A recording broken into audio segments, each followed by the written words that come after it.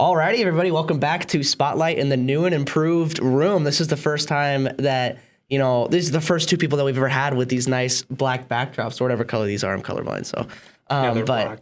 Yeah, okay, good. I needed that confirmation. So today we have returning guests, Thomas King and Donald Miller. If you guys want to reintroduce yourselves so the camera can see your lovely face. Yeah, that's right. Hello. I'm very glad to be back. Hey, there we go. And then Donald Miller. Yep, I'm the treasurer. Here. Trying to get your face up on the board there, man. You got to speak into the microphone. Yeah, you got to make it love you. You got to show it some love. Show me. Nah, it just doesn't want to. It refuses. We might have. Hey, Alex, is his thingy on? Yeah, we actually have Alex in the studio again. Yeah, you do. Why does my camera not want to show me? Everyone but you. Oh, there we go. Yeah. Hey, do you want to restart that? Do you want to restart that now that's working? Or? No. No. All right. Well, this is a new recording. I was gonna say, I really don't. Especially with these second episodes, like my loyal fans already know who you guys are and have Adam Frazier. I've stalked you guys enough. But yeah, so you guys are both. I reached out to you guys initially because you were part of the Young Americans for Freedom, and I think we'll talk about it a little bit more, but. I think what I want to talk less about is like specifically the Young Americans for Freedom and more specifically you guys as people. Sure. And like how you guys became who you are. In general, I still have some political things I want to talk about, but like in general, like what has your guys' life looked like and how has it brought you to what you believe now? How has it, done who you are? So I guess first off, in the realm of politics, I want to hear what your guys' stories are for like political journeys. Like when did you guys start to kind of think about this stuff? When did it become, any portion of who you are? So like, where did this guys start for you guys? Yeah, well, I guess I can start. And if I'm being really honest, I didn't necessarily get into politics until more, not necessarily high school, but, like senior year was definitely a factor. It was 2020, election was coming up, freshman year of high school. Yeah, I was a little bit like, I looked a little bit into it, because that was the 2016 election. And I guess that was kind of my extent of like knowing what politics was. And it wasn't even like, oh, who's going to be representing me in the U.S. Senate or who's going to be representing me in the House of Representatives or who are my state legislatures. It was like, oh, people don't like this person, but people also don't like this person. Who should I choose to not like even more? It's just something stupid like that. But I would say I didn't really have any sort of like political affiliation, nor did I feel the way I feel now until about senior year of high school, 2020, when the COVID pandemic hit. And I started to look a little bit more into certain things. Like obviously, school was shut down. I lost my senior year of track. I lost my senior year of baseball. I wasn't able to do any of that sort of stuff. Ultimately, it did work out for me even the best. I discovered what I wanted to do now for a career. Out of it, so it ultimately was a good thing, silver lining and all. But the COVID pandemic is what really pushed me because the fact that not necessarily Democrats, but legislation was trying to mandate a vaccine that was number one rushed, had very little. Number two had very little testing, and number three had very little data to actually support it, and that was being rushed through Operation Warp Speed. And that was also being pushed onto the public, being like, "No, you need to get this. You really need to get you need to get this, or otherwise you're not going to be safe. Or even if other people don't get it, you're not going to be safe." Like it just felt like the legislation was really, really trying to like push that down our throats. Like otherwise, like you're a terrible human being if you do not wear a mask. You're a terrible human being if you don't get vaccinated. And you know what? I ended up getting vaccinated. In like February of 2021. I did it for my job, because I work at a dental practice, and I was around a lot of people that had pre-existing conditions, had other health issues. So for my safety, I was like, you know what, I'm gonna try to stay safe. Like I'm gonna, be safe, and I also didn't want to catch anything that they were gonna give to me because people that have pre-existing conditions can obviously also have can be a lot more susceptible to other diseases, and that can also be transferred to me. So. But I guess what I'm trying to say is I didn't like the fact that legislation or politics was trying to enter into the health world.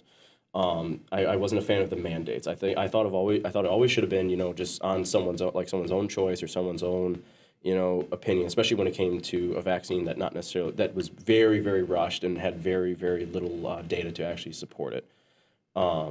And now we're even seeing something even new, like in Project Veritas this past week. I don't know if you guys have seen it. Have you guys looked into that at all? But Project Veritas, who is an awesome organization, went and they specialize in doing like undercover investigative reporting, and they went undercover. They set up a grinder date with the director of like research or something like that at Pfizer. Got this guy to come out onto a date and basically admit that Pfizer is potentially open to the option and might even possibly be currently pursuing manipulating the COVID virus and isolating mutant and dangerous strands within monkeys and ultimately creating like it's called like directed evolution, in which like the strongest viruses will like ultimately be created and be more like virulent and have higher effects or be like essentially more deadly. And then what they would do in return is create vaccines for these if these were to ever occur in society. So that seems like a little bit it's like a super villain. It's like the exact plot to every single blockbuster action movie hit is like Dr. Evil making this genetic virus. It literally sounds like a bioweapon. So anyways, Project Veritas. I have the solution for it too. Yeah, but it's gonna cost you. It's O'Hare. It's literally like.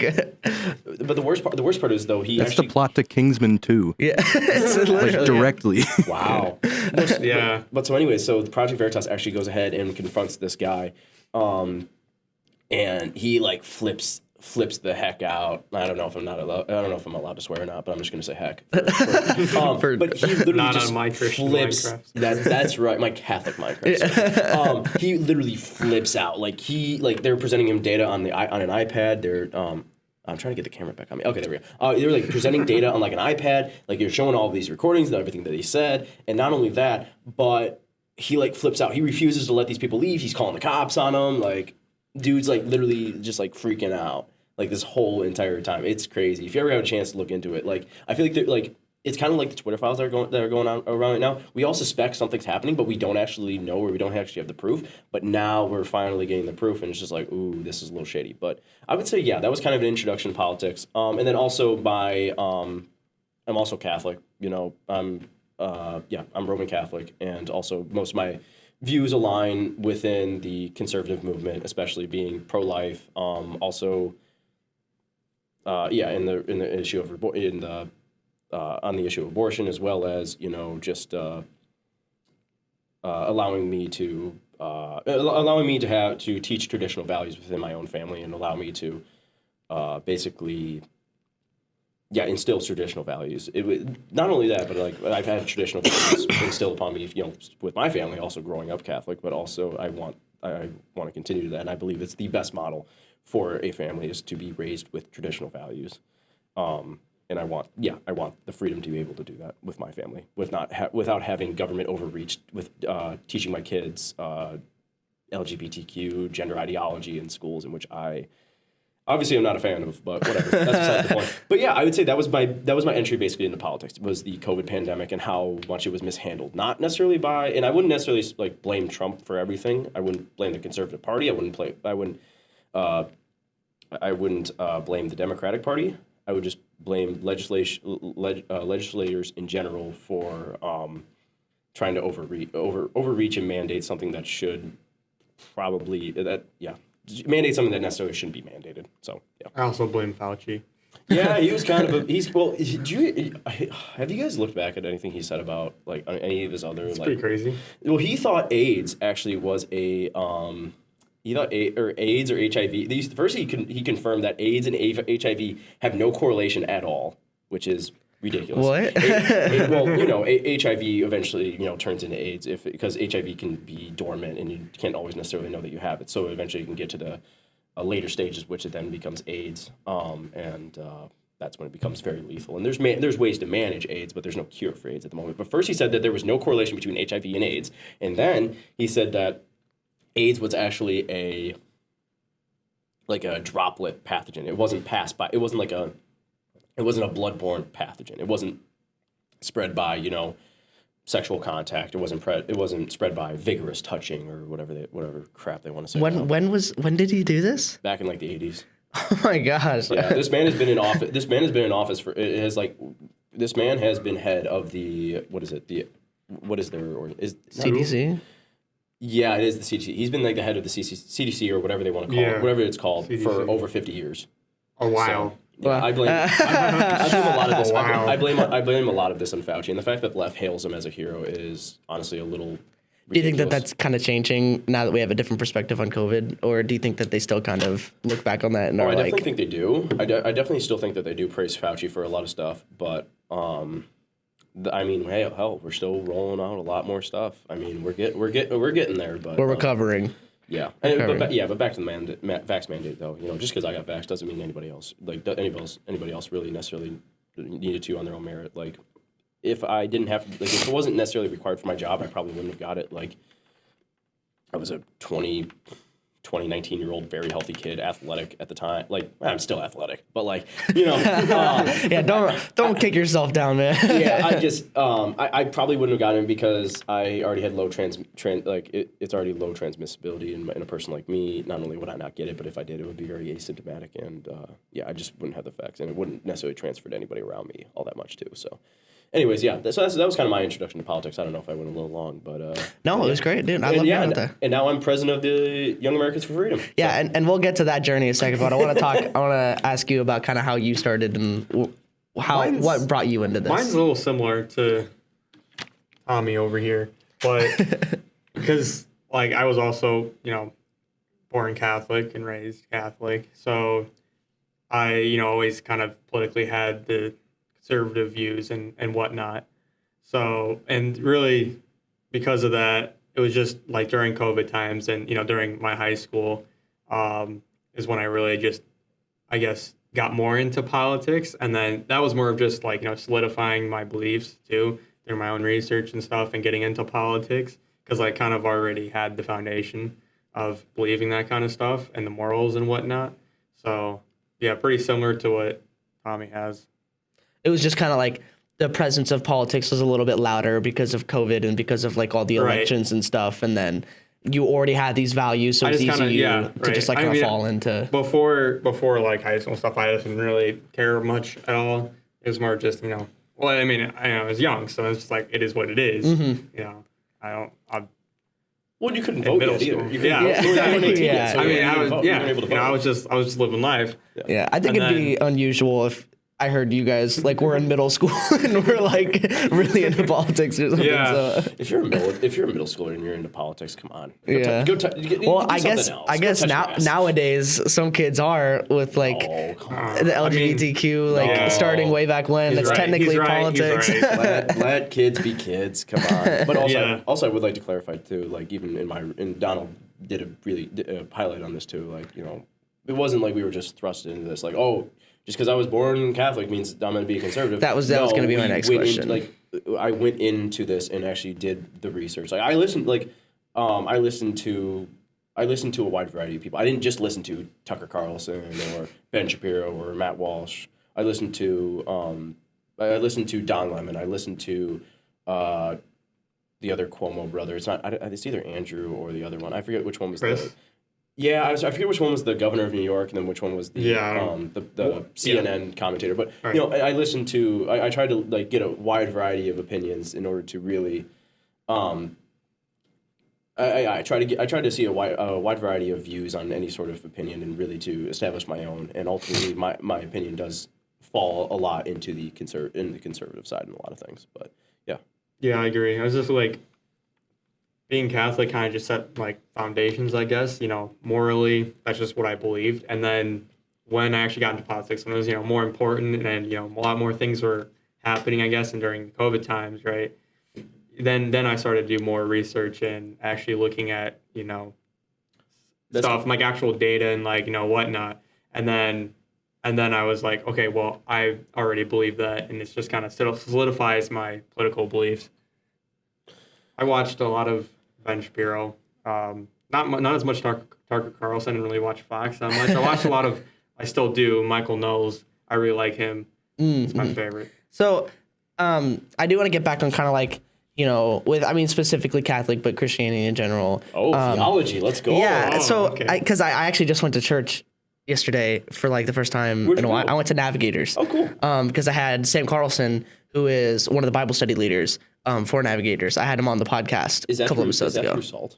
No, I do not think so. It's a separate thing. What church? I'm sorry. What was the church called again? Navigators. What denomination is that? I think it's non-denominational. Okay, I was just curious. That Yeah. makes sense.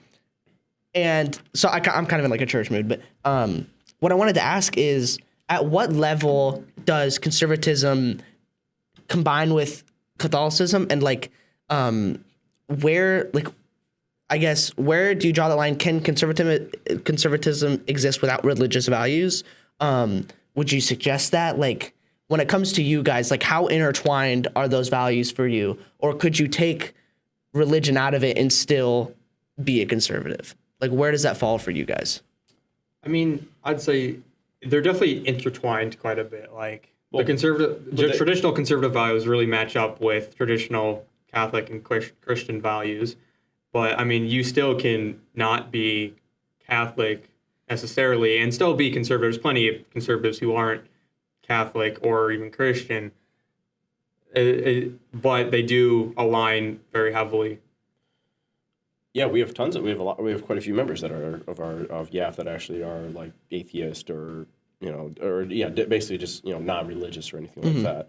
But like, to deny that the United States itself was not founded on like Judeo-Christian values is a lie. It was. Yep. A lot of the values instilled within the Declaration of Independence, within the Constitution, within the Bill of Rights, ultimately were founded on Judeo-Christian values. There was the Anglican Church of England at the time, and that was it basically held every stance that the Roman Catholic Church did. The only thing that was different was that who was the head of the church, because the Roman Catholic Church, the head of that church is the Pope, versus the not Anglo-Saxon. I forget the actual Anglican. Anglican, thank you. The head of the Anglican Church is the British monarchy.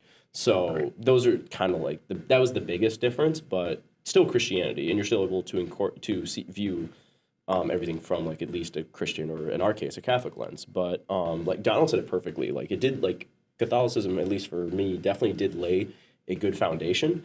But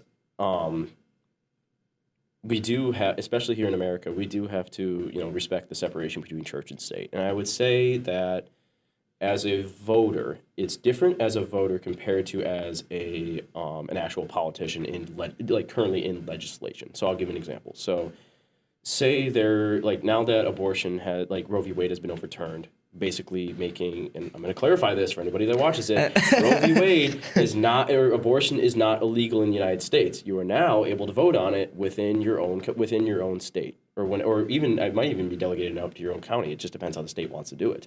But now that it's at your state, you can choose to vote. You not only have a bigger say of how you want your state to see abortion or view abortion, but in regards to voting for it, your religion or your view on certain things, in our case we'll use religion or our Catholic background, we can vote on those issues because we not only believe them from a moral standpoint or from but we can also vote on them by a theological standpoint or a religious standpoint as well.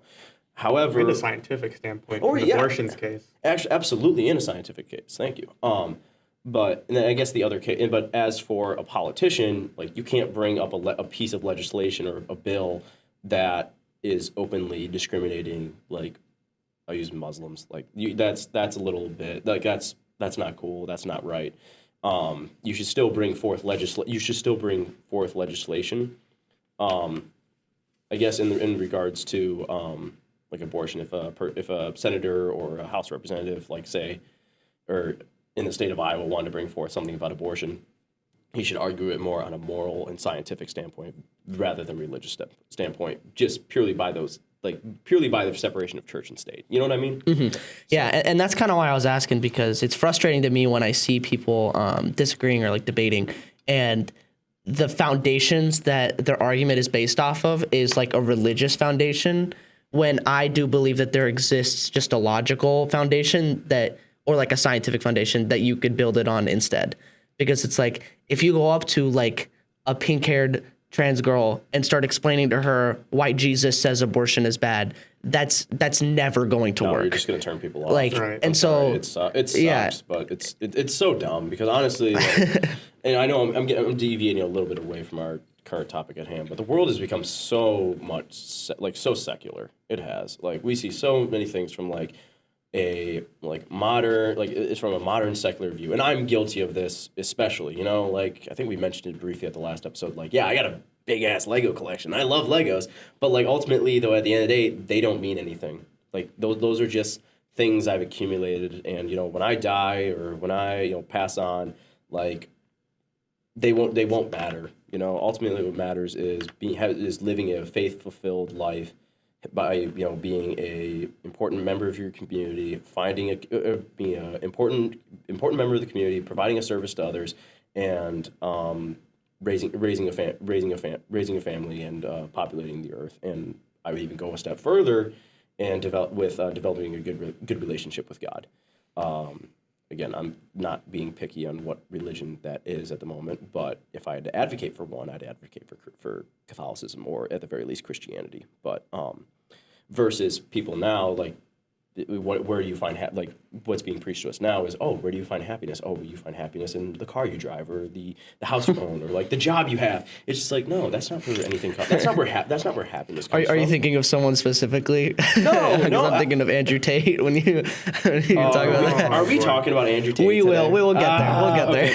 Okay. Anyways, on the religion and I'll end with this in regards to just Catholicism and how it factors into being conservative in how it can't speak how it factors into being a conservative is just like Donald put it perfectly. It lays down a good foundation, and not only that too, but it allows an opportunity for you to continue to branch off and look into other things within politics, but also view them from a religious standpoint as well. And not every single value from a Catholic view, not every single value fits in the Republican Party or even in the conservative movement.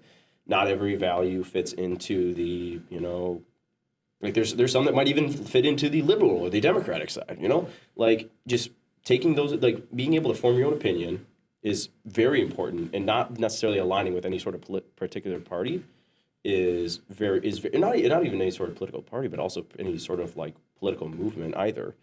But just finding out like what you believe, like finding out what you think is right, what you believe on your own, and through, in our case, through the help of the church, is much better than aligning yourself with any sort of political party, with aligning yourself with any sort of political party or political movement.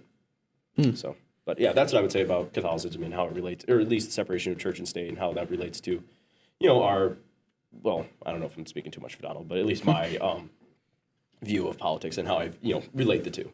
Is there anything you want to say about that, Donald, before we go on? Because I think it's good to... Yeah, I think like separation of church state, I do agree that it's gone a little bit too separated, because while freedom of, religion is good, and you should be able to, practice whatever religion you want to, albeit some crazy ones. You also have to remember that a lot of basically almost all of modern society was built on Christian values. And those values have worked for so many years. Right. And especially the U.S.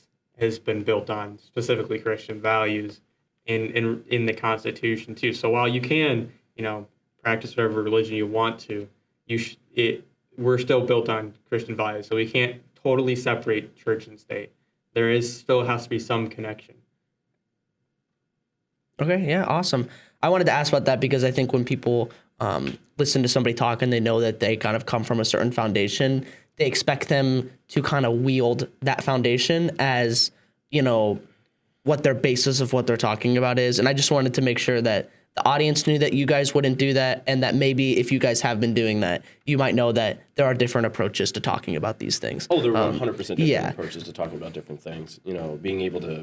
Being able to approach, like I said before, being able to approach things from multiple angles, see things from multiple points of view is ultimately very important. And, how am I going to relate to, say, Stan Smith over here if he's, atheist,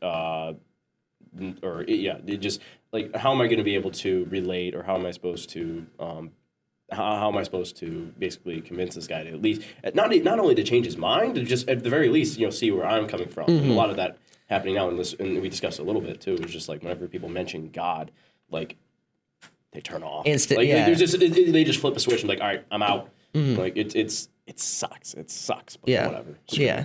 And even though like I'd consider myself like pretty religious, I would, even when like someone who mentions God when it comes into an argument, even me, like I struggle to like not just turn that off too, because for me it's like I need another reason than something that like other people have chosen to not believe. Like I want another avenue, even though I could agree with this. I want another avenue. Yep. And even though like I'd consider myself pretty religious, I still do that. But I guess another question I wanted to ask you guys and talk about is, so we've been talking about like this foundation and like, you know, some of these ideas. What do you think? What about the, you know, conservatism and being Catholic? Like, what factor of that has served you guys the most? Like, what aspect of believing what you believe do you think has changed your life? Like, what about being conservative or what about being Catholic has like made it to where you kept it for your whole life? Like you've put it as part of your identity. So like, how does it serve you? Like believing these things. So what do you I'm a little, I'm sorry, I'm still just a little bit confused by your question. No, that's completely okay. So like, you have like the conservative movement, right? And you have all of these different like beliefs that are generally associated with it. Okay. Out of those beliefs, which one of those serves you guys the best? Like from the conservative movement or from our religious background? Let's do conservative for this, and then we could talk about, because I think religion is kind of an easy answer of just like love thy neighbor, like just, you know, being compassionate. But for like on the conservative end, I guess what about being conservative helps you the most? Traditional values. Traditional values, ultimately, that is the biggest one that has stuck with me. You know, and before this recording started, I was reading a study from Stu Org or something like that, about, you know, it asked a bunch of men, you know, how masculine they felt on a scale of like 1 to 7. One was, I don't know why it was 1 to 7. That seems like an odd range. Yeah. One was being, you know, very like I feel very masculine, or 7 was being, I'm very feminine. And in the United States, it was 41% of men felt very masculine, and about 13 or 15% said they felt very feminine. And, you know, again, I, not only as a Christian, not only as a Catholic, but also as a conservative, I, you know, strongly want to, I've had traditional values instilled through me, you know, to be not only like, I had a good conversation with someone about this past week, but I said there was about 5 or 6 things, you know, that makes a good, strong man, and this all fits into the traditional values. I said being confident, being kind, being caring, being protective and assertive, and the last one was admitting when you're wrong was the biggest thing too. And I know, like, you get to that because I feel like that last one, especially admitting when you're wrong, kind of gets over to that like toxic masculinity where we're like, you know, guys are like demeaning towards other men or women, or God forbid women, stuff like that too. And that's when that's when masculinity becomes a problem. True masculinity is when you're able to kind of like you said before, stand up for thy neighbor. You know, believe in, like, not stand down, or standing up for what you believe in, and like I said before, being caring,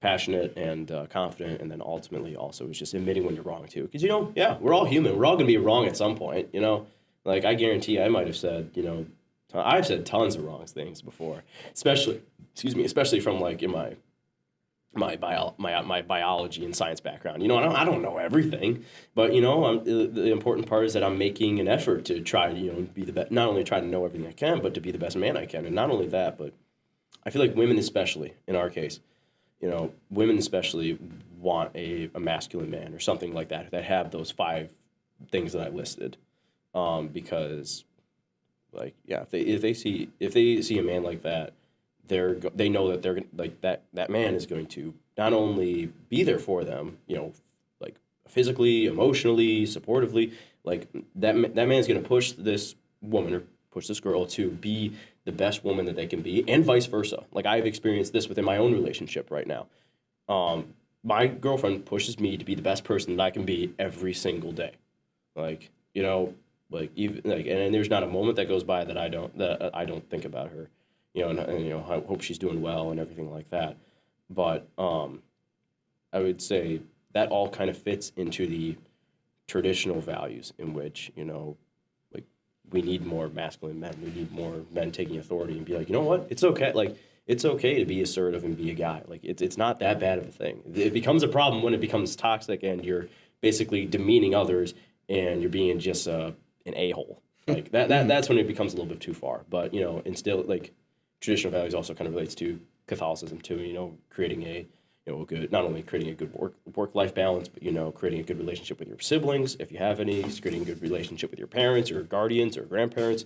You know, it puts a lot of emphasis on creating a treating like the family like your own like community, and not only just like that, but it's like the top community that you can have, and like valuing family. So that's what I would say, especially in regards, and I see that a lot in conservatism, is traditional values and that like the value of family is put on a pedestal, and like that is like the peak and what everybody like should strive for, is a loving, caring family where you're able to support one another either financially, emotionally, physically. And not only that, but then be able to get to a point where you can help others outside of your family too, or even welcome in be able to welcome in new members of your family. So that's where I would say that's what I would ultimately say is the biggest conservative, whatever idea that like that's the one that sticks with me the most, and that like I strive to have, you know, that I strive to have in the future. So. No, I think that's an awesome answer. That's about, you know, what I was kind of hoping to elicit out of you, like, because I think the biggest thing, duped. yeah, all into my trap, but because I think the biggest thing is a lot of people follow these ideologies and they don't realize how it's affecting them. They don't realize like how they're taking it and applying it. And I'll get your example in a minute here, but okay. I don't think people realize how it's affecting them. And what I wanted to do is ask these people, especially if they have something that's kind of controversial, is be like, hey, I don't really mind if you think this way, as long as you can tell me how it's benefiting you and how it's benefiting others around you. Because a lot of people, like, I just want to ask somebody and they're like, I have no idea. I don't know how to use this. Or they don't defend it either. And like I said, like I've experienced this in like, not necessarily small spurts, but you know, it's different. Like I don't live with my girlfriend, you know, we currently go to separate colleges, and also just purely by a, you know, religious standpoint, we will not live together until we're married. That's just our decision. But like it's obviously, I guess what I'm trying to say, it's obviously different, but the point I'm trying to get at though is that I've experienced glimpses of that, you know, because I know what it's like in my own family. You know, I've got 4 siblings, and you know, I know what that family community feels like, and I'm already starting to see glimpses with it with another person. You know, that's like that's kind of telling me, like, ooh, all right, this is going in a good place. All right, we're going down the road. All right, let's go. So, anyways, yeah, and I know I'm sorry I talk a lot. Dude. I blame my Italian my Italian mother, or not my Italian mother, my Italian grandmother would talk to me for hours on end. Yeah, my grandma's the same way. I'm sure she makes some great food. Oh, fantastic food. I got sent with some gnocchis on the way back here too, and some homemade lasagna I still got to cook. So, nice. Dude, I'm chilling right now. Yeah. You're mad. Eating like the king that gave you your last name, man. That's right. Not only that, but like I always joke around with my initial, like my name too, because it doesn't just sound like normal, like, oh, you're Tommy King. It's Thomas J. King the Fourth. Like, there is that asterisk. Like there's that last. I read that in your email. Yeah. I was like, dang, man. Like, yeah, I'm one off. I'm a third. Yeah. So close. It's the hierarchy. But anyways, I'm sorry. So what about you, Donald? What do you think? How have you used the conservative movement to influence yourself in lives? It's hard to top what Mr. King said over here, but I know, dude. I would definitely agree. The nuclear family is very important. And really the family is the,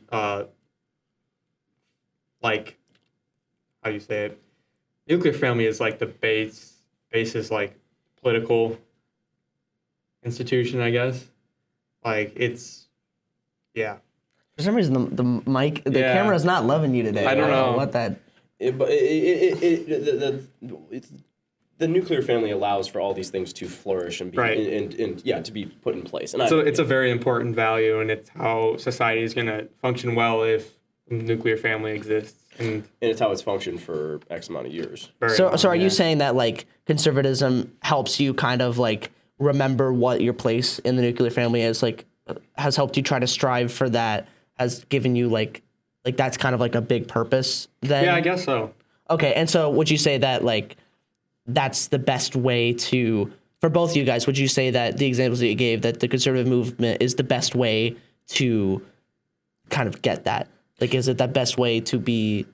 I would I'm say looking for a word, but I can't figure it out. I don't know what it is either, but I guess I see. I know what you're trying to get at here. And Yeah. Like, here's the thing. Like, and this is not to bash any family that is not the nuclear family or that has two moms or two dads, or there's a single mom and there's a single dad, or a person that's being raised by their grandparents. You know, we all come from different backgrounds in different places. You know, I'm very fortunate to have, you know, a mom and a dad both present within my life, and not only that, but have 4 amazing siblings like to talk to and hang out with and play with and, you know, do sports with, and I love them all to death.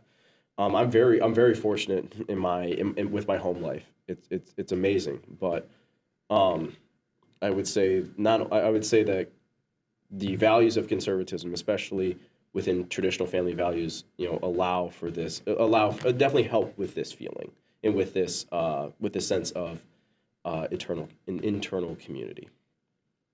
Yeah, that's the exact answers I kind of wanted to hear. And those can be found within other. I also think families. a lot of data does show too that like people who grow up in the nuclear family with, you know, a good mother and father and, you know, siblings too, if they do generally do better off in the real world. Do you know why that is? Well, it's because of role models. It's because of role models. Well, yes, because it is, yeah.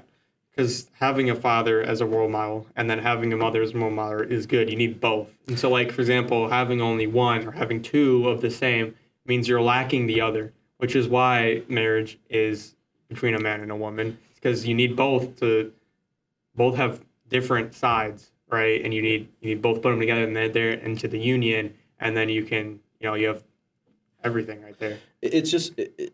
I do agree with you. There does need to be a male role model, and there also needs to be like a female role model. Just so you not just purely by just for like to know what the traditional family, just to be like, you know, just to be like, oh, this is how a male should act, or this is how a female should act. You know, and it's not that people with 2 moms or 2 dads can't find these role models. It's just it's harder for them to find these role models out there. I think the statistics show that too. Yeah, and it's not to bash families that do have 2 moms or 2 dads. It's just to like say like those role models, those roles are already set there. Like they're already there. They're already, you know. You don't have to go searching for them. You know what I mean? Yeah. You know what I mean? And it's not that, again, like I'm saying, it's not that it's a bad thing. It's just that, you know, sometimes you need to go search for these role models. And then that's for families especially too with no dad. I remember seeing a video of a young boy. He's like a soccer star or something like that. This is like X amount of years ago, but he's a soccer star, and his dad left him at one point, and his mom, you know, worked a lot and wasn't at home, but he found a father figure within a school teacher of his, and, you know, and he was able to see him, you know, and, you know, ask him, you know, hey, like this teacher, I believe he was a history teacher, I'm just going to refer to that from now on, but this history teacher literally taught this young man how to, like, this young boy how to be a man. And how did he do that?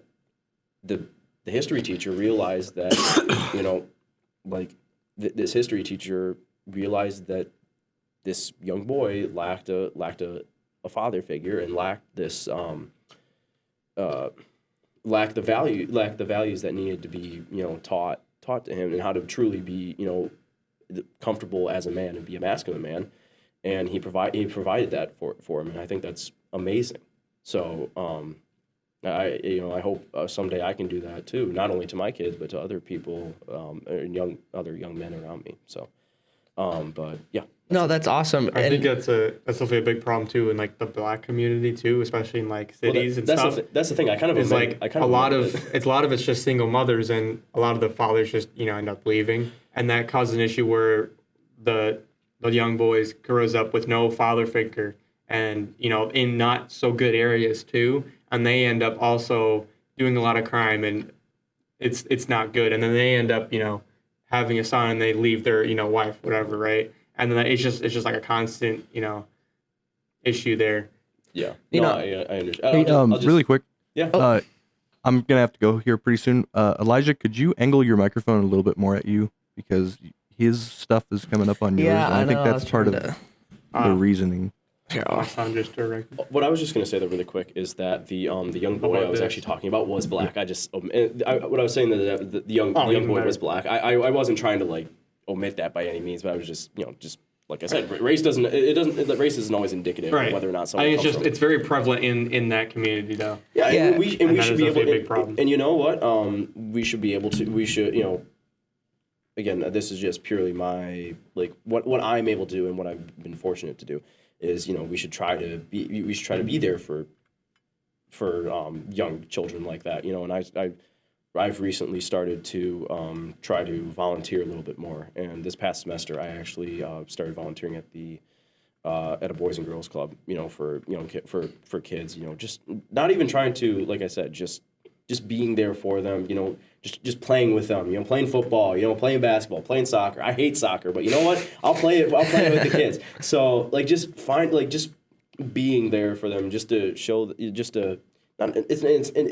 is not for my benefit. It's purely because, I want to help out my local community. I want to be able to, I just want to be there for my local community and give back to the community that has welcomed me with open arms here in Ames. So I guess that's what I would leave that. That's how I would leave this at. Yeah, I actually I work at the Woodward Academy, which is a correctional facility for 12 to 18-year-olds, just like juvenile youth. And I don't think there is a single kid in there. You can check this. I don't think there's a single kid in there who has a nuclear family.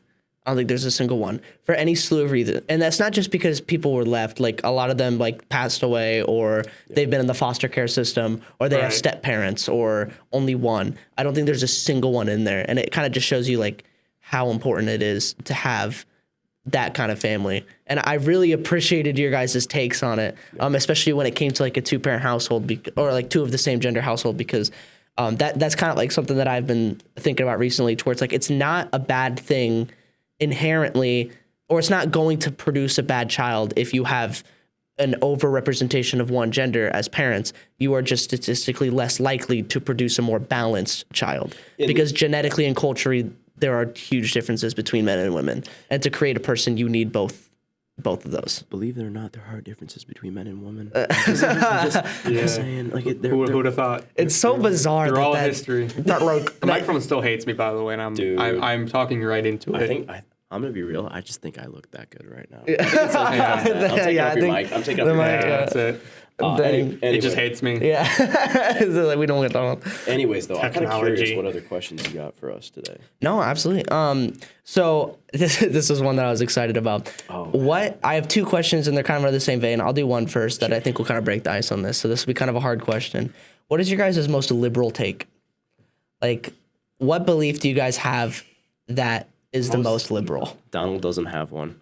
Yeah, I don't have any takes. You gotta have liberal. one. I mean, okay, so the most liberal is not very liberal. It's still pretty conservative, but or the one conservative value that you're the least conservative about. Not even that. I would just say the most unpopular conservative opinion that you have. Or anything within that vein. I want you guys to start defending the liberal side. I'd say the most liberal, I guess, would be death penalty. Although it's still pretty conservative, because I think even most conservatives do agree that death penalty shouldn't be a thing. But shouldn't be a thing.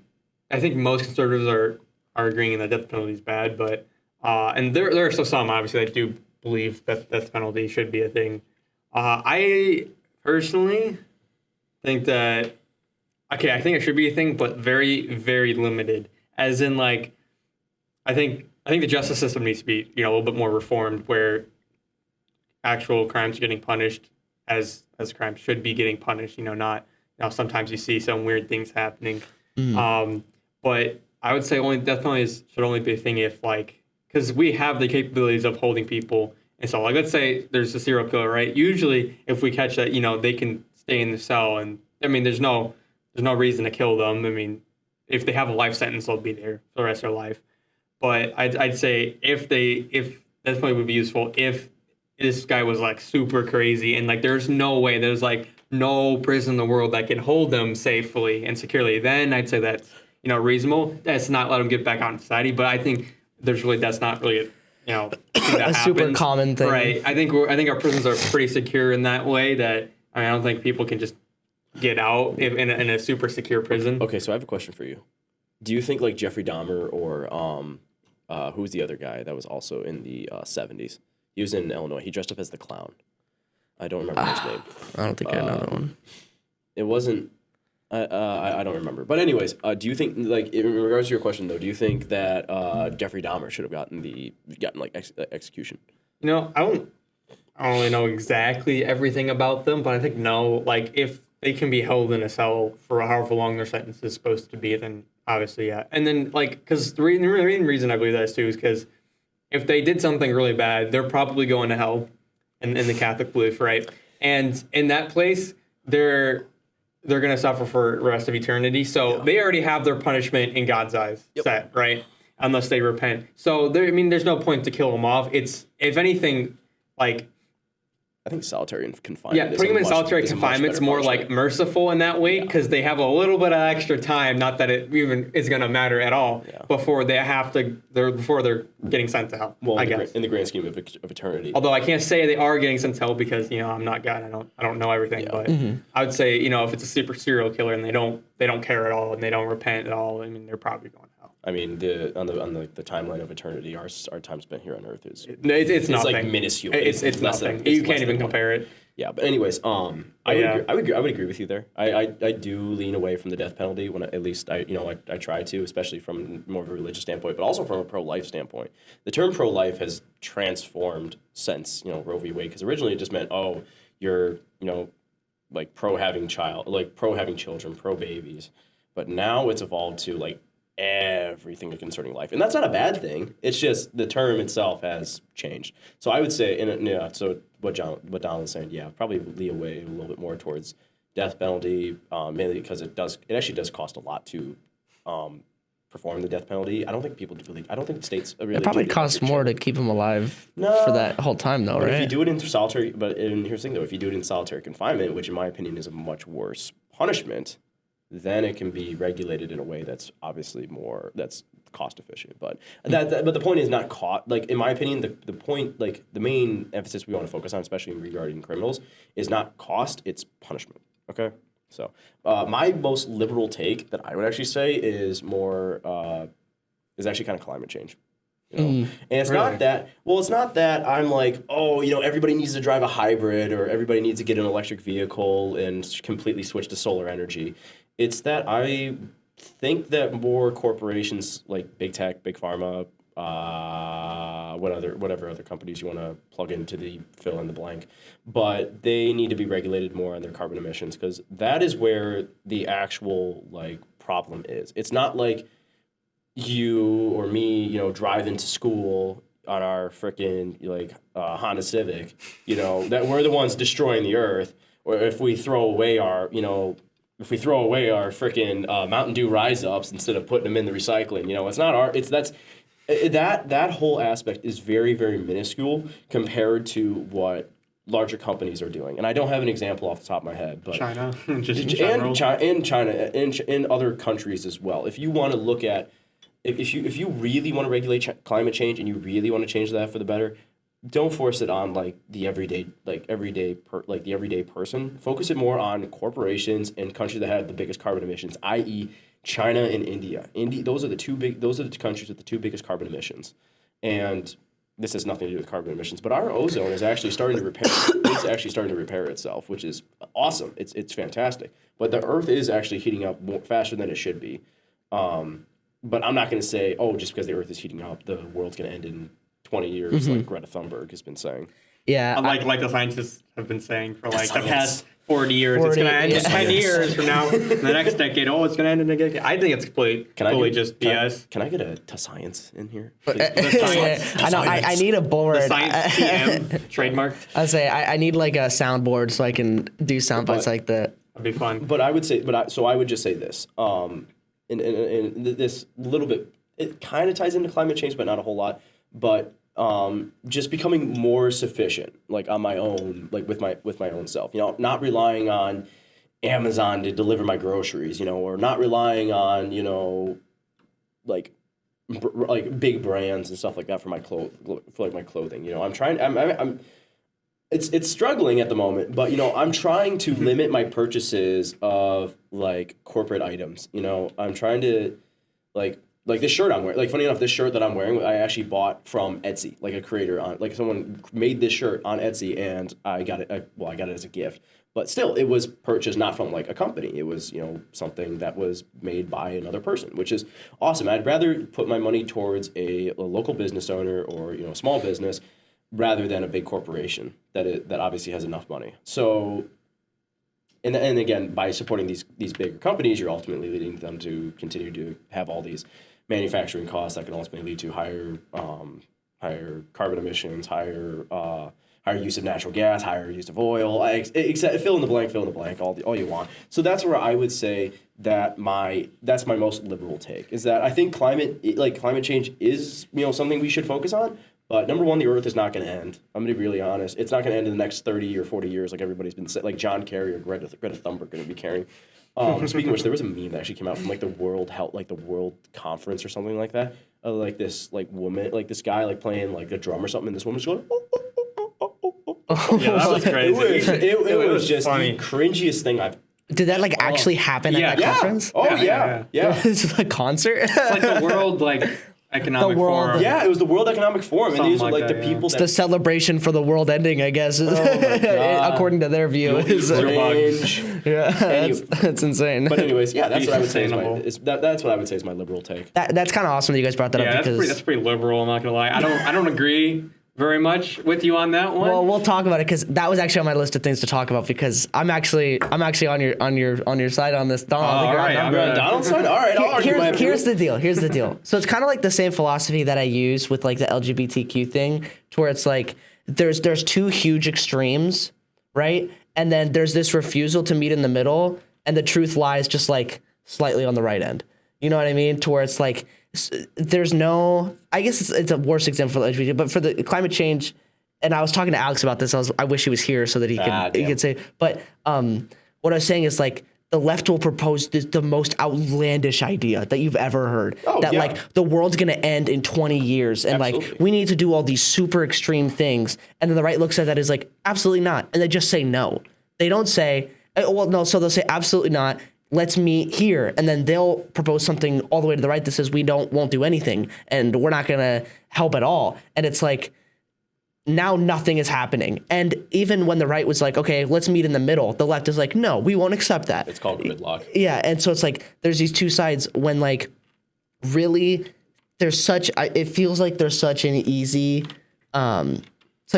meet in the middle that the right could just take some kind of be like, okay, let's do a little bit for the climate. It's called pride. You know what? Oh, you're sounding. No, hold on. Before we talk, you sounded like you were aligned a little bit more with me there. That's what I'm saying. Yeah, I'm on your side. No, you said that you were Donald. No, I'm on Thomas's side. Sorry, I'm on your side. I apologize. I understood that. Yeah, you can feel the anger. I'm the one went out here. Yeah, I completely disagree. Okay, talk to us. I don't think we need to do anything at this point. Okay, first of all, yeah, the Earth is heating up. That's great. We're still technically in an ice age. It's going to do that. However fast it's negligible at this point. And there's nothing. And even if the climate's like, oh no, we're gonna die. What are we gonna do? We don't have anything to do anything about that right now. I mean, and there's something that's gonna actually. And the ones like you said, the ones the left's proposing are absolutely just outlandish and don't make any sense to actually how it's gonna solve it. Especially when they completely ignore in those places like China and India that are actually the biggest producers. Mm-hmm. I don't think there's something we can do or should do, and especially because. I mean, our models, which is why they're always so wrong, and we're like, 40 years ago, they're like, oh, we're going to die in 20 years. And it's like, well, it's been plenty of time since then. This microphone sucks. There. No, I'm really trying to, I want people to see your face. I guess the camera just doesn't want to work today. Okay. Like, cringe. It's because we just can't predict. The further off you go in time trying to predict the climate, just the more, standard of error you're gonna have. It starts getting massive. You're predicting multiple years, like a decade, right? You're gonna be off. You could be off by a lot. I mean, we don't have actually accurate prediction for this kind of stuff. And at this point, I think there's nothing to really worry about at this moment. I mean, obviously, you shouldn't be excessively being polluted and just putting a plastic bottle on the ground in the middle of somewhere. Obviously, that's not what you should do. You should still take care of and be, putting things away in the proper places, obviously. But that's exactly what I guess that I'm trying to say though, is like in regards to like the comparison of us actually like throwing away like I'll use the Mountain Dew Rise Up. Like, yeah, like I have a bubbler, like a Mountain Dew Rise Up in the morning or, later, whenever. I usually throw it away in the recycling, right? Like the comparison of us doing that is the equivalent to like the companies actually taking X amount from their revenue, whether it be like 10 or 20%, and dedicating that towards alternative ways to like produce their products. Like that, and that's what I see it as too, and just regulate. I don't even care about the alternatives. And here's the thing: they can continue to make these products, this way still, but they just like if you want to do over that, or say like you need to make you say you need to make 100,000 shirts, right? And you end up needing to make like 50,000, like 150,000. Well, you got to find a way to make those other 50, like an alternative way to make those other 150,000 by through an alternative way that's not only like financially stable, but is also environmentally friendly at the same time as well. And I really don't see that as a big ask because like ultimately that will be for the betterment. And I don't see that as an issue because and the reason I don't see that as government overreach is because like the government does have some regulation on should have some regulation on corporations. Like we don't want corporations becoming like a monopoly, or we don't want corporations becoming like too powerful or influencing us in every single aspect of life. Whether we like it or not, Disney is starting to influence us at every aspect of our life. From a lot of other companies. Absolutely. BlackRock, that's one. I don't know BlackRock.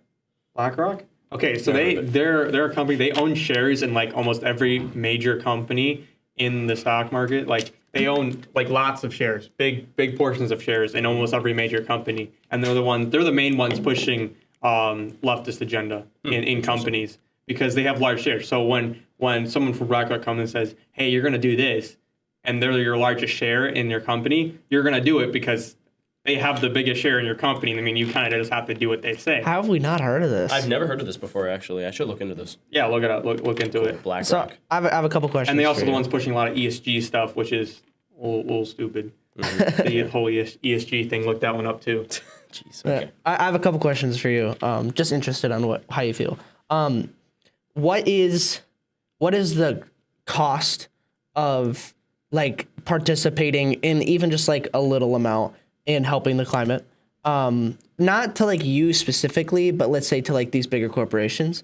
And then I mean, when you're at an impasse to where science is defending both sides of an argument, where like one side is saying the science is on my side and the other side is saying the science is on my side, you kind of just have to look at it and be like, okay, I'm going to do cost benefit analysis here and be like, okay, which one would have the worst effects if I didn't believe it, and which one has the worst effects if I do believe it? And I do think the climate change wins that I mean, yeah, debate. Like if big companies make a lot of money, they can afford to be more efficient, I guess. But they're not going to do that realistically because the people who own the companies obviously want to make money, and they make a lot more money by being cheap, and that's why things are cheap. That's why your iPhone breaks down like every year, so you can go buy a new one that comes out when it's the same exact iPhone with like one minor upgrade. And everyone's like, "Oh, get the new iPhone." It used to be like I was talking to someone about this too. It used to, especially with like products in America, they used to be like, "Oh, you will get the best washing machine or whatever for the best for the lowest price or whatever we can do to sell it." Now it's literally become how can we generate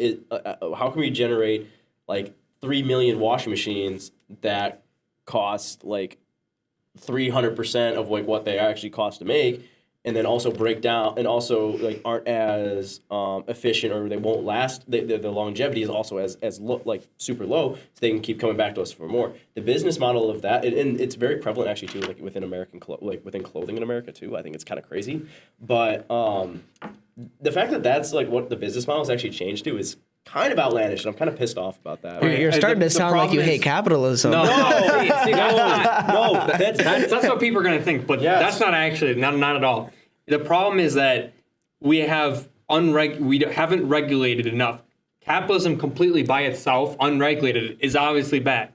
Right? It's not good either. Capitalism is the best system we have, but completely unregulated is bad because people are going to be greedy and, do what they want. Right? That's where you get big monopolies. That's kind of, we're getting to that point. We have lots of big monopolies. A lot of companies own other companies or have, influence in other companies. I mean, most people probably seen those like charts where you see, these like The big web. 6 companies that own like a million other companies, smaller ones. Yeah. So like when you actually think you're buying for companies, you're not. So as a result of that, instead of competing for the best product where people buy, they don't have to do that because they're all owned by the same company, right? So instead they just compete to raise profit. Instead they just lower their cost of production because they've getting people to buy more. So by doing so, what they do is they obviously make less high quality products, but still try to make it high quality. So people think they're high quality, but then they break down every year, so you have to buy a new one. So it gets them more profits, and their amount of costs they're doing for production is really low.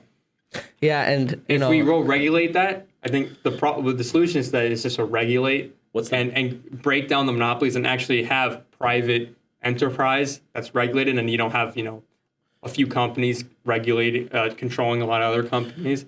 That would solve the issue. And then companies, because they're not in with other companies and having agreements for things, then they're actually going to have to compete for money.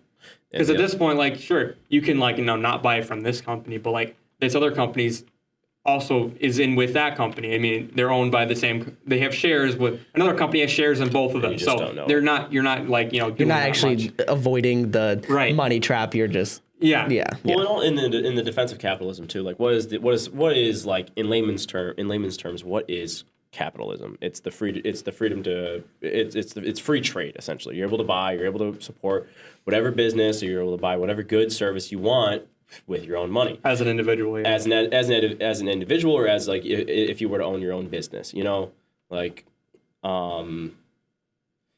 the Iowa State University could choose to purchase all of their paper needs from the Michael Scott Paper Company, but they could also choose to support the Dunder Mifflin, even though they're both at odds with one another. Like, again, I'm an office fence, so that's besides the point. But the point I'm trying to make though is that capitalism is the best system that we have because it allows for freedom of trade and it allows for the upstart of many different businesses. It's that when, like Donald was saying, when it's unregulated and there are these powerhouses and monopolies that start, and like major corporations start to form that start controlling many different assets of life, is when it becomes an issue.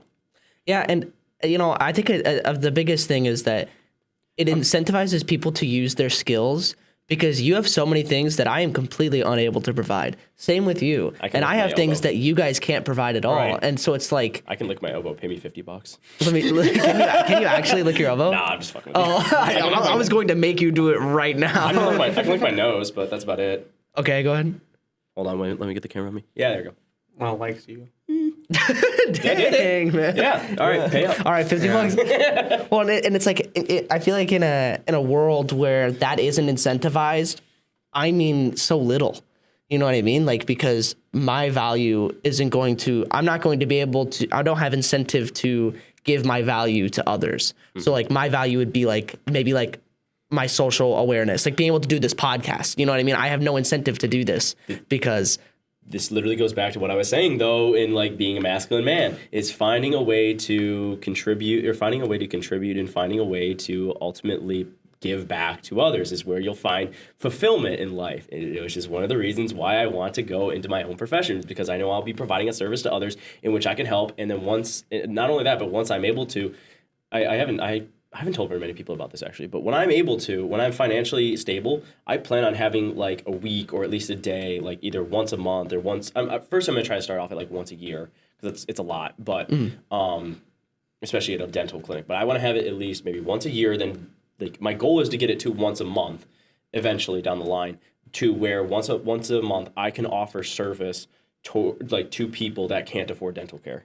Like I can offer a service towards others where they don't have to go on their insurance, they don't have to get their Medicare or Medicaid, whatever the other two governmental programs. They don't have to dip into their retirement funds because they can't afford a dental procedure, they can't afford a filling, they can't afford an extraction.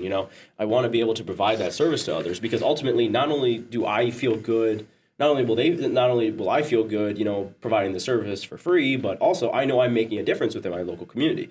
So I guess that also is a big thing to look for, especially Be a busy day. For sure. Yeah. Absolutely. But like, here's the thing though, it's already happening. Like I'll say, because I come from cheap dental care from places that do it for very cheap, and like that saved my social relationships for my entire life, was being able to get that stuff for cheap. Well, I recently just volunteered at one actually in November. It was called Mission of Mercy, but they basically go to like I think 49 of the 50 states. I don't think they go to Hawaii, but that's just purely because it's overseas.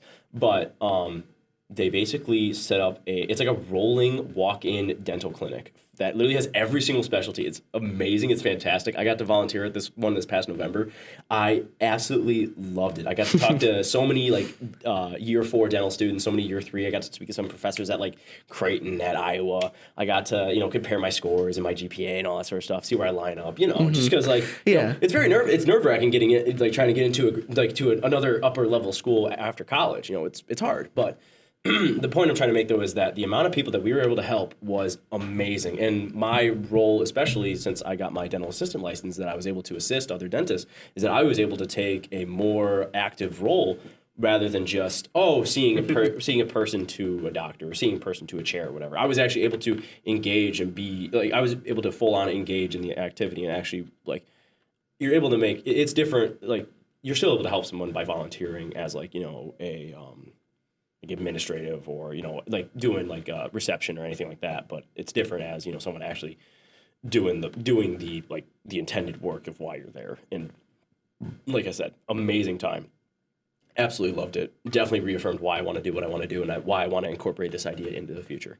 So, but yeah, back to what I was saying though, just in regards to corporations and capitalism, is finding a way to impact others within your local community. And not only that, but even if your job doesn't sublet or allow that to happen, but finding a way to incorporate volunteering or finding a way to incorporate others or help and engage others within the community is a huge part of what makes it is a huge factor of happiness, because not only that, you feel like you make a difference in someone else's life. So, No, great stuff, man. And it's awesome to hear that someone's motivated to like help the community and give back to the community, which is something I think.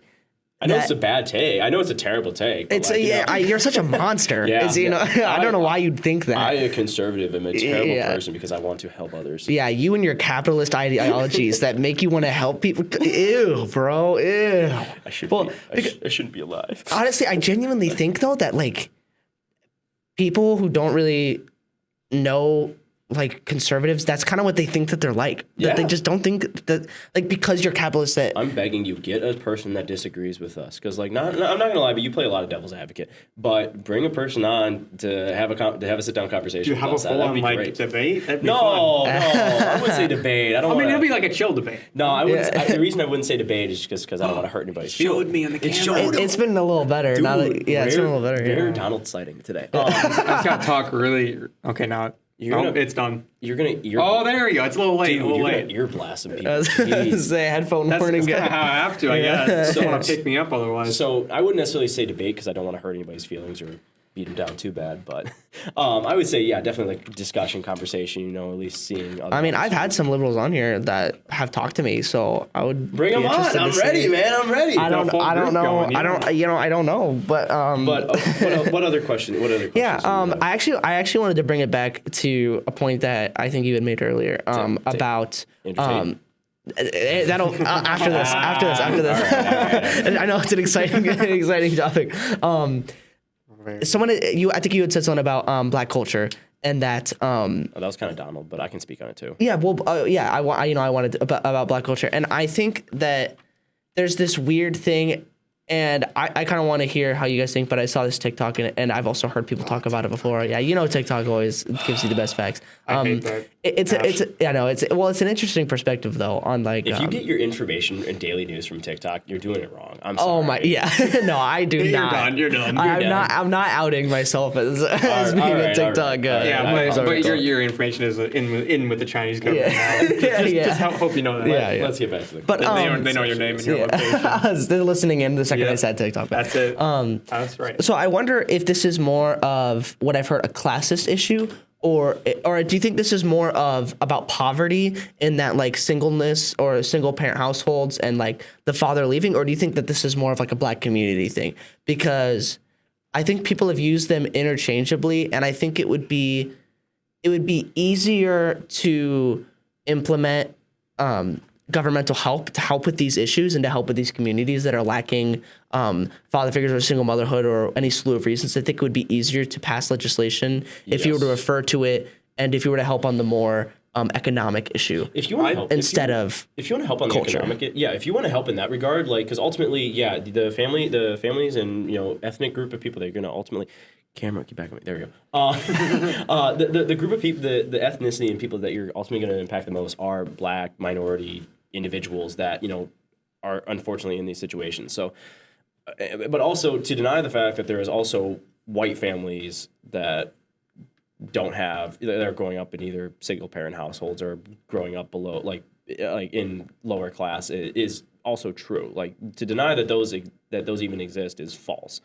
But to target, like if you want to do some sort of government spending program to help give I would say children, number one. I would say to help children rise above this poverty or jump classes and be able to experience or take advantage of different opportunities through financial and economic means. You should approach it by a economic stance or a class stance, not by a racial stance. Because then what happens? Then it becomes racist. Yeah, Okay? and I think that's what I asked. Like, what would be the purpose of, despite it being the truth and despite that being how the statistics roll out, what is the purpose of tackling it as an issue of Black culture instead of as an issue of people of lower class? What do you mean? Like, how should this like? So I'll keep rolling with my. Rolling with my. Yeah, you probably example. might answer it. So in regard to my economic answer is just like not targeting based off race or ethnicity. It's targeting. So hypothetical. Say you want to give $50 million in the state of Iowa to single parent households, and you want to target specifically people that are making less than $100,000 a year, or say that you want to make it around like $60,000 to $70,000 a year. This is who this money is targeted to. These families will get like an extra $30,000 or $40,000, whatever it is, or like say $30,000 or $40,000 per kid, whatever it is. Mm-hmm. But yeah, I guess in that regard, like I think that's an absolute bomb in a good way. Like that's an awesome bill. Like if you want to actually put government spending to use. Hell yeah, do that. But also, you got to make sure it's being regulated. It's not being regulated, but it's going towards the right things as well. You got to make sure that like this money is going towards creating a better environment for the kids at home, or it's going towards sending them to better schools, or helping them or letting them be able to engage in athletics or engage in plays or other extracurriculars. That, and you need people to not necessarily audit, but just monitor those spending.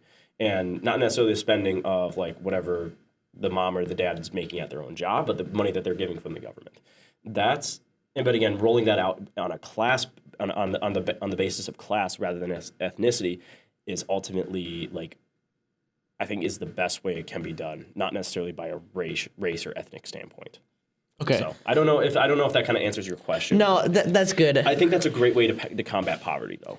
Yeah, because I think what ends up happening in a conversation like this is you'll hear, that statistic or that idea getting thrown around that like, here is the Black culture. It has disproportionately single mother households. It has disproportionate crime. And it has all of these statistics that may be true. But I don't see the point in formulating the argument in that way. I don't see the point of pointing that out if you're not going to accept that a lot of this isn't really about race, it's about poverty or class. Yeah, and right. like I said before, to deny that there are any other ethnicities that also suffer from this is right. I think it's wrong. Well, yeah, it's obviously true. It's not just a ethnic class. Although part of obviously the Black culture is needs to be a little bit improved upon, because the Black culture does influence that, but and is a little bit part of that. But yeah, definitely it's more of a class. Yeah. It's on the basis of class. It's more influenced on the basis of class. But yeah, Yeah, like Don was saying, but like again, I'm gonna bring it back to traditional values, like having a 2-parent household, being able to like having a present father figure, having a putting present that in mother would be a figure. good start. Absolutely, and in just encouraging and incentivizing family, or encouraging and incentivizing married individuals to have families. Even if you are in like not poverty, but in like lower, like middle, lower class, like to be able to, you'll be eligible for this government, for this spending bill, and also be able to help your kids like obtain more opportunities as well. So, I think that kind of answers the No, yeah, question. I think I wanted that clarification because Well, it's not that we're. Well, yeah. Look at me. I'm a conservative. I'm not racist, but it's not even but. It's just like if you really want to fix the if you really want to fix the culture, and you really want to fix people of a minority like a minority like Black or Hispanic or whatever, like the way to do it is not by government spending directed at ethnicity or race. It's by government spending and I use government spending very, very.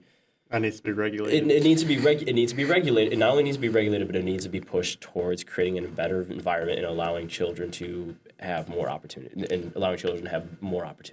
Yeah. And that does not include affirmative action. Okay, affirmative action is a little Yeah, well, That's definitely racist. but allowing them to be able to go to a different high school or allowing them to be able to afford a tutor for something, or help them get the counseling help that they need, or be able to take advantage of like shop class, like allowing them to go to a high school that allows like shop class, or or offer college or even AP courses. Like that's huge, and that can those are like the opportunities that I'm talking about, or like just to allow them to be able to try those opportunities, or allow them to potentially flourish under those opportunities.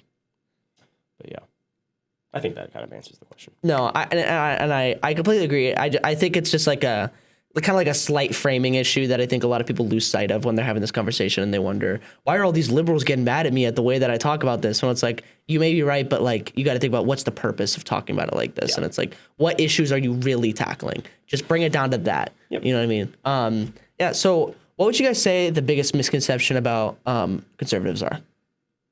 We're racist bigots. Yeah. I mean, I don't want to hit the nail on the head here. But like, yeah, we're racist bigots that hate everybody that is different than us. Apparently, yeah. And that's ultimately just not true. Like, again, I'm going to go back to the theological statement. We have phobias of certain people too, apparently. Yeah. Yeah, I hear about that a lot. Yeah. We're all xenophobic. But no, I guess we really don't, like, especially, I don't know, I'm speaking from my own experience, but I really don't care whether someone is liberal or conservative, or votes Democrat or votes Republican or votes Libertarian or votes Green Party or whatever, or is like just apolitical or just doesn't vote. I mean, I kind of care when you don't vote, because it is an American civic civic duty that you should engage in. And take the time to actually do and put in a little bit of effort. But I really don't care whether someone is, and then even from a social side, I don't care if someone's gay. I don't care if someone's bi. I don't care if someone's like trans, or whatever. It's just it becomes a problem when you're starting to. It becomes a problem, number one, when you involve kids and you're starting to encourage that on different platforms, and things are regulated. Like there was I'm a big fan of, like I said, I didn't wear it today, but I got a new Daily Wire shirt. I'm a big fan of Daily Wire. And they recently signed a new person named Brett Cooper. She's fantastic. Like she does not only does she do her research, but she does a good job, conveying the information to the audience. And she's a younger woman as well. She's a lot more, appealing towards people, because it's hard to hear things from like older people as well. But hearing from someone, from a similar age, or from like in a closer age range, or in a closer, like minimizing that age gap, it definitely helps. And a lot of her stuff is on YouTube as well, so it's a lot more accessible and free. Yeah. But the point I'm trying to get to is that she's exposed multiple times through her show that Spotify music, when you look up children's music, there are instances of like pornographic voice I don't know what to call them, like pornographic recordings within these children's songs. Like literally just looking, like Spotify has like a children's feature or whatever, and I don't remember these totally exact, but like it was still accessible and it was like one of the top search options. Same thing with YouTube Kids was the one she most recently Seems did. like all the children's options are worse than just the normal one. But that's the thing. But I guess Yeah. I don't know how that works, but Yeah. I guess the point that I'm trying to make though is that when it becomes an issue when you involve children and it becomes an issue when it involves children and when you're trying to basically interfere with things like that. And to that, and what most conservatives now should do is just be like, all right, you know what? Sorry, little Timmy, or sorry, little Thomas Joseph King V, you're not going on YouTube anymore. That's Yeah. or at least not until it's somewhat like a little bit more Safer. regulated, and I can see what you can see. That way, like I don't want you learning about. Excuse me, I don't need you learning about how to put on a condom when you're not even 5 years old yet. Like seriously though, like you laugh, but like it's true. It's terrible. So I mean, yeah. I tell you what. Next time we do a podcast or something like that, I will pull it up and we will get because we have a USB, we have a HDMI here, now, so yep. I will get a dongle or something like that to connect it to my phone. Yep. And I will do it. Like I will show you. I will show you what it is like. It is terrible. So anyways, that's I would say that's the biggest misconception is that conservatives, we don't hate people that disagree with us or don't necessarily follow that have different thinking or different. We don't disagree with people who have different thinking or different ideas than us. It's just when you start to basically you're politically incorrect or you're like they start shoving it down your throat. That's when it becomes a problem. I don't like groomers. Yeah. Well, those people that I was talking about would be called groomers. Which are a lot of higher growing issue than that should have been a pretty uncontroversial statement. Saying I don't like groomers are bad, but apparently that's but no longer a thing. That's kind of becoming a thing. The whole pedophile movement too. That they're just people That's minor attracted people. Like That's no, so that should be stupid. like the one common ground that we I actually know have. that's the weirdest. like that. The weirdest political taking I have probably ever heard is Satanic, to be honest. there's literally a huge. It is. There's this comedy bit literally talking about you can't explain the difference between a pedophile and a xenophile and the other different age ranges of files because you just sound like a pedophile when you do that. This is the exact epitome of that when you start defending I don't even know what to say about that. Maybe controversial opinion, but pedophiles deserve to be chemically castrated and also be thrown in prison or thrown in solitary confinement. True. Also, we should be taking those same chemically castrating drugs and putting them in pedophiles kids. rather. yeah, we shouldn't be Kids putting and saying, "Oh, this is gonna help you out." That's not how it works. Yeah, Lupron Puberty putting in Lupron in kids exposed by Matt Walsh's What is a Woman? Yeah, fantastic show. If Matt Highly Walsh, recommend. You know what? If Matt Walsh or Brent Cooper or even Ben Shapiro ever see this, I doubtful they ever would. But I'm gonna send it to Added Michael Knowles here. Michael Knowles and Andrew Tate. I like Michael Knowles the best, dude. Jeremy, he's so good. He's so good. Jeremy, your razors are fantastic. I love your razors, my guy. Jeremy's razors, Yeah, but anyways, Brett Cooper's cool, but she's a little too libertarian for me. No, I like her. that. I don't like how libertarian she is. What? I mean, She's not bad. She's super libertarian, too. I'm more conservative than libertarian, right? I don't really like libertarians that much. Yeah, I wouldn't say that she's they're not libertarian. bad, but I'm conservative, not libertarian. I'd say she's conservative. She's conservative, but she's a bit too libertarian for me. You can be a conservative, but also have some I'm libertarian confused. takes. I'm confused on what that difference Right. is. Do you guys know Freedom Tunes? I love Freedom Yeah. Tunes. Yeah, pretty good. I was confused because Michael Knowles had Freedom Tunes, the guy on there for Seamus, yep, and it was the drink or dare or whatever. They never play by the rules; they just kind of talk and then drink. But I was confused because there seemed to have been animosity, or they were both pooping on libertarians, and I didn't understand. So here's the thing. I don't understand the difference really. For me, libertarians, if you take it all the way, completely extreme libertarianism. Speaking to the mic. Basic. I am. No, it's got to be you don't speak into it. You got to speak it's got to catch your Past it. voice when you're talking. All right. Will this work? But continue. Libertarian But- versus, yeah. If you take it to the extreme, it's anarchy, and they want no government control. They but want does it to be freedom. And the problem I have with libertarians is they believe in complete freedom. But that's different than They say complete freedom, but really what they're saying is licentiousness, which is because freedom is not doing whatever you want to do, right? Freedom is being able like, you have options to do, and choose and whatnot, but also choosing to do the right thing. That's freedom, right? Being able to do and choosing to do whatever you want to do, that's licentiousness. And that is also, not good in the Catholic Church. You should be freedom, not license. Okay. Well, also, and it's too reliant on the fact that. So, go ahead.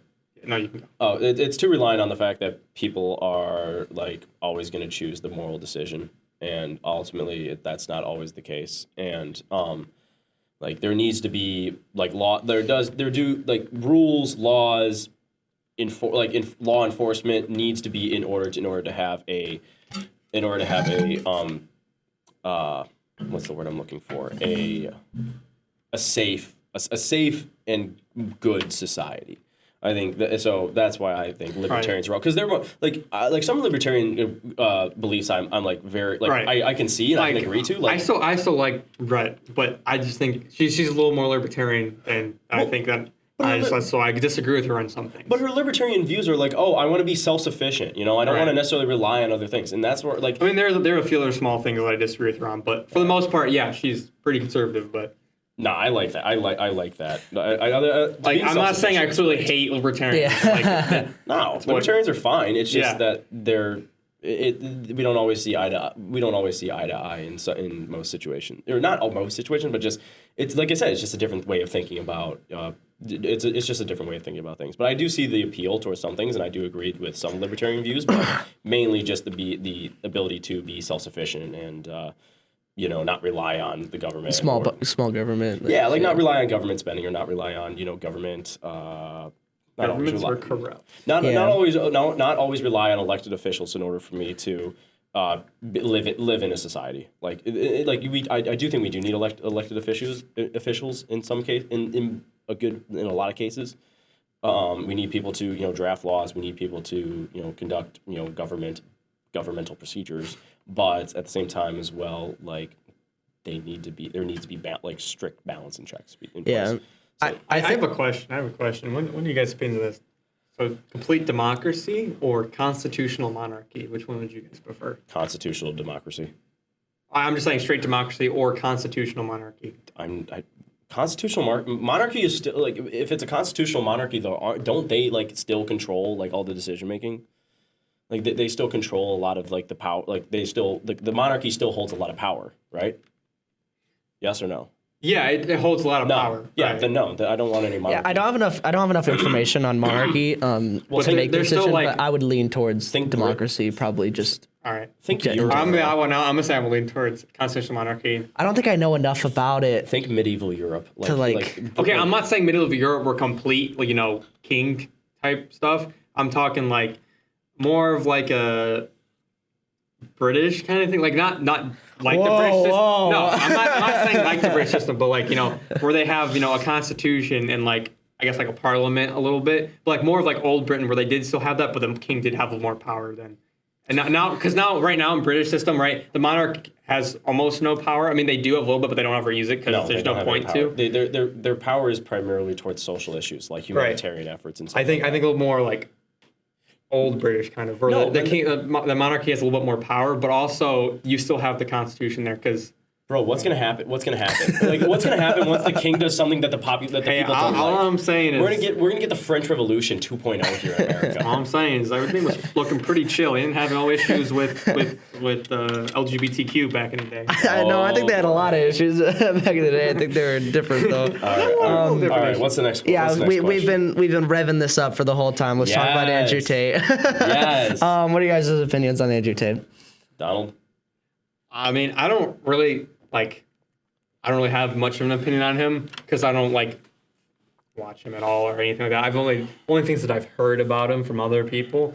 So I guess from what I can tell, he's not exactly wrong in a lot of things, but he kind of goes about it wrong and has some wrong conclusions. But I think he's got the right idea. But he's not and I think also the other problem is that he's a little bit secular. Yeah, a little too secular, where there are a lot of different values that he has, while a lot of things he does say are not wrong, it's a little too secular, and then some things that he's just not right on. So I would say, in regards to Andrew Tate, he does the reason that he is so popular, and again I'm going to bring back that masculine that masculine study again the theme. is because so many like men like don't know what to do in society because they're always told that, oh, you need to obey, you need to be submissive, you need to do all that sort of stuff. And whether you're a man or a woman, nobody should ever be like submissive to the point that you can't be your true self. Like, come on. But the point that I'm trying to make though in regards to why Andrew Tate became so popular is because he would say things that a lot of people didn't really dare to say, or that they would there were people that, like things that people were too afraid to say, other than like mainstream conservatives, like Ben Shapiro or like Matt Walsh or Tucker Carlson, whatever. Again, fill in the blank. But that's why he became so popular and so prominent, especially within younger men, because he was, the age gap was smaller. He was very accessible on YouTube, Instagram, TikTok. He was able to influence a lot of people through that, and reach out to them. And some of his takes aren't wrong, but like Donald said, the way that they're going about him is wrong.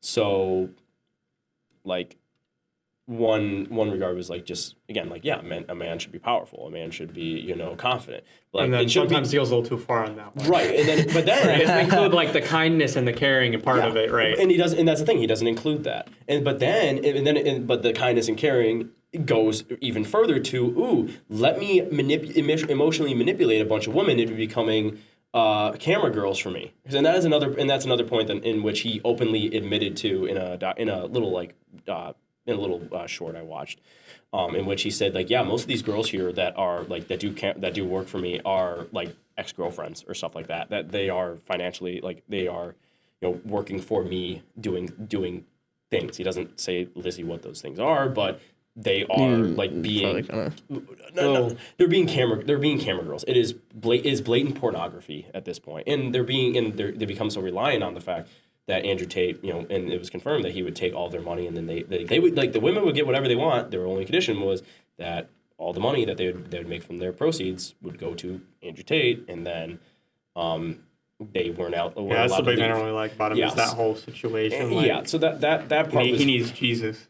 He does need Jesus, but so that's what I would say would be that was wrong. And then like I alluded to earlier was that his views are very secular, very material. Like in order to be I'm gonna try to do an Andrew Tate impression. In order to be successful, you have to get so many Bugattis and then reach out to Greta Thunberg and tell her that.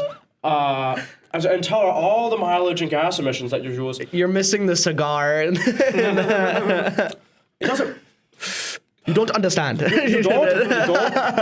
You're getting a little more into an Irish accent there. I'm trying to think of Romanian, like Europe. I don't even know. He's just like... No, like that's the thing though. It's very secular, and I can guarantee you that is temporary happiness. That is not joy. I wouldn't even say true happiness. It's just temporary pleasure. It's temporary pleasure. It's not true happiness. It's temporary pleasure in which you're, finding quote unquote happiness in material things and secular things. The way you're going to find true happiness and you're going to find your true self is, like I said before, going back to the traditional values is the main theme of this video today. Yeah. This podcast was brought to you in part by traditional values. Was funded and brought to you in part by traditional values. Yeah.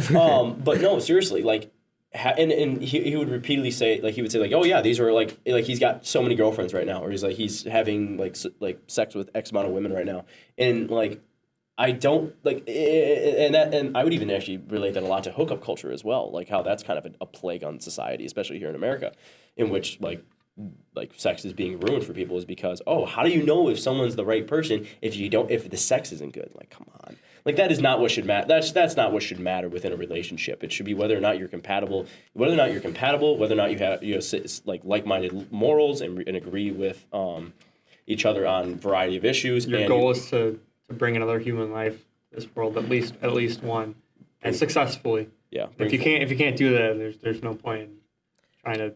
Well, there's adoption and other stuff too. Is what I'm. But. Well, yeah, obviously, but you should try to find someone that you work well with. You can live in union with for the rest of your life and raise a family and start a family with. Yep. So, but yeah, I would say just to cap off on the scumbag known as Andrew Tate. Again, he doesn't. Call him a full scumbag. No, but he doesn't. Like, he has some. Like, here's the thing. He has some he has some like right views in our opinion. Like, he does, like, some of his views definitely do align more towards the right side of the aisle. The problem is it's just going very far into the fact that you manipulate women, or you tell men that they can only achieve this by paying X amount of dollars into the real world or to whatever it was called before that, like, or Hustlers Academy. It was Hustlers University. Called Hustlers Academy. Like, come on, it's literally just an app teaching people how to be pimps. And I'm not. And here's the thing: I'm not here for that. That is. Yeah. Well, I think, although I absolutely agree with you guys, it's just hard for me to imagine that like the majority of Andrew Tate fans, that's what they get out of his content. Like, I think a lot of them are able to kind of see through and like understand. Obviously, not speaking. I don't think he would be so I don't think he would be as popular as he is if our culture wasn't like it is right now, because our culture is very heavy on not liking men, and that's how he's so popular. Yeah, I think that's a big aspect of it, and that's what I'm saying. I think that's what people are getting from it, and I also think they're getting from, hey, look what this guy can say to get people upset. You know what I mean? And they love that, like, right. I like watching people just get pissed off at what he says because it's not just even it's not I even, think we gotta. It's not even the right. It's not even the right though either. It is the left as well. Like people on both sides of the aisle are definitely guilty of it. No, absolutely. To deny that it's only a right wing problem is also is wrong, or even to claim that it's a left wing problem, or even it is solely a left wing or a right wing problem is wrong. So yeah, both sides are guilty of it. Yep. I think we're getting kicked out, so I'm gonna go and stop this. We've also been going for a long time, which is awesome. This was fun. Yeah, this is super. I love having you guys on again. Yeah. But yeah, I mean, it was awesome. Is there any last points you guys want to say? This episode was brought to you in part by. Fix this camera. Yeah, He doesn't like me. I want a new camera. This episode was brought to you in part by traditional family values and from contributions from viewers like you. Thank you.